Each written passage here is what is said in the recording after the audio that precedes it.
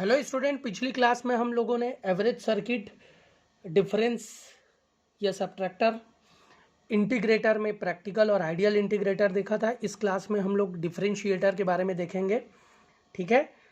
और डिफरेंशिएटर में भी दो केसेस हम लोग कंसिडर करेंगे, एक आइडियल और दूसरा प्रैक्टिकल। तो डिफरेंशिएटर बेसिकली इनपुट वोल्टेज जो है उसका जब आउटपुट वोल्टेज के अक्रॉस हम लोग डिफरेंशिएशन फाइंड आउट करते हैं तो वो डिफरेंशिएटर होता है ना। ये जो डिफरेंशिएटर एक्टिव डिवाइस नहीं होता है, ये पैसिव डिफरेंशिएटर होता है।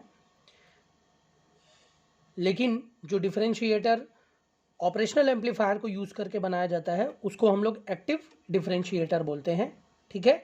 आइए देखते हैं इसके ऑपरेशन के बारे में। सबसे पहला केस हम लोग आइडियल डिफरेंशिएटर केस कंसिडर करते हैं। तो यहाँ पे आप लोगों को देख सकते हो कि मैंने एक बहुत ही सिंपल अरेंजमेंट शो किया है, और अगर आप लोगों ने पिछले वीडियो देखा है तो पिछला वीडियो से थोड़ा सा डिफरेंट है। यहाँ पे जो फीडबैक जो रजिस्टर और कैपेसिटर की वैल्यू है, वो प्लेस है, उसको हम लोगों ने इंटरचेंज कर दिया है, ठीक है।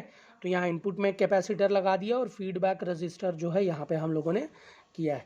तो ये I1 दोनों में फ्लो होगा, और वर्चुअल ग्राउंड के कॉन्सेप्ट से VB इक्वल टू 0 है तो VA इक्वल टू भी 0 होगा।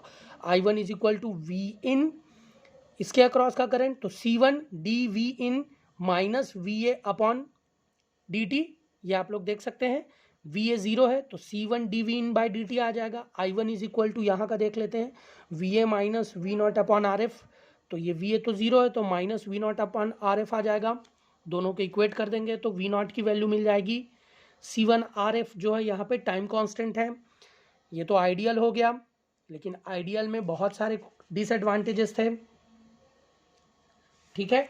और उन डिसएडवांटेजेस को ओवरकम करने के लिए हम लोगों ने प्रैक्टिकल डिफरेंशिएटर इंट्रोड्यूस किया, ठीक है। तो आप लोग देख सकते हैं इस डिसएडवांटेजेस में मैं बता देता हूँ कि जैसे जैसे फ्रीक्वेंसी हम लोग बढ़ाते जाते हैं वैसा वैसा हम लोगों का रिस्पांस जो है वो उतना ही अच्छा नहीं मिलता है हम लोगों को, ठीक है। In case of ideal differentiator, तो इसको ओवरकम करने के लिए हम लोग प्रैक्टिकल डिफरेंशिएटर हम लोगों ने इंट्रोड्यूस किया है। आप लोग देख सकते हैं यहाँ पे इनपुट में मैंने कैपेसिटर के साथ एक रजिस्टर रखा है, और यहाँ फीडबैक में मैंने रजिस्टर के साथ एक कैपेसिटर रखा है। दोनों से कंपेयर कर सकते हैं, यहाँ कैपेसिटर के साथ रजिस्टर और यहाँ रजिस्टर के साथ कैपेसिटर, ठीक है। तो ये प्रैक्टिकल डिफरेंशिएटर का अरेंजमेंट है। नोड बी के अक्रॉस नॉन इन्वर्टिंग टर्मिनल के अक्रॉस एक कंपनसेटिंग रजिस्टर रखा है जो कि R1 और RF का पैरेलल कॉम्बिनेशन है, और R1 is quite greater than RF is quite greater than R1 होने के कारण अप्रॉक्सीमेटली इक्वल टू R जो कंपनसेशन है उसको मैं R1 कंसिडर किया हूँ यहाँ पे, ठीक है। वर्चुअल ग्राउंड के कॉन्सेप्ट से VA is equal to VB equal to 0 है, ठीक। आइए देखते हैं, करंट कंसिडर करते हैं। आप लोग देख सकते हैं, यहीं से थोड़ा सा समझ लेंगे। I is equal to I1 plus I2, तो I इज इक्वल टू है ना इन दोनों का सीरीज कॉम्बिनेशन, तो इसको मैं Z1 कंसिडर कर लूंगा। I2 इज इक्वल टू इसके अक्रॉस करंट और I1 इज इक्वल टू इसके अक्रॉस करंट। आइए देखते हैं, तो यहाँ पे आप लोग देख सकते हैं I is equal to V in minus V upon Z1 मैंने लिखा है। Z1 is a series combination of R1 plus 1 upon SC1, Laplace ले लूंगा तो I इज इक्वल टू मेरा ये आ जाएगा। Similarly I1 is equal to VA minus V naught upon RF है, तो VA तो 0 है तो minus V naught upon RF हो जाएगा।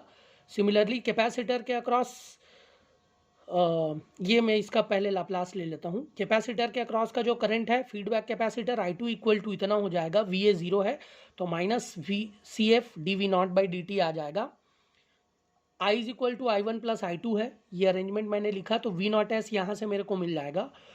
लेकिन मैं जानता हूँ जो मेरा टाइम कांस्टेंट है RF C1 वो क्वाइट ग्रेटर होता है R1 C1 से, तो मेरा V नॉट एस कुछ इस तरीके से लिख सकता हूँ, और इसको इन्वर्स लाप्लास ट्रांसफॉर्म लेने पे V naught T is equal to minus RF C1 dV in T by DT लिख सकता हूँ। कोई भी डाउट आप लोग मुझे कमेंट सेक्शन में पूछ सकते हैं। इस क्लास में मैं आप लोगों को एक असाइनमेंट दे रहा हूँ। जैसे पिछली क्लास में हम लोगों ने इंटीग्रेटर का फ्रीक्वेंसी रिस्पॉन्स देखा था, आप लोगों को भी इसका फ्रीक्वेंसी रिस्पॉन्स ड्रॉ करना है, plus upper and lower cut off frequencies आप लोगों को फाइंड आउट करने हैं, ठीक है। तो ये असाइनमेंट मुझे आप लोग करके रिसेंड करेंगे।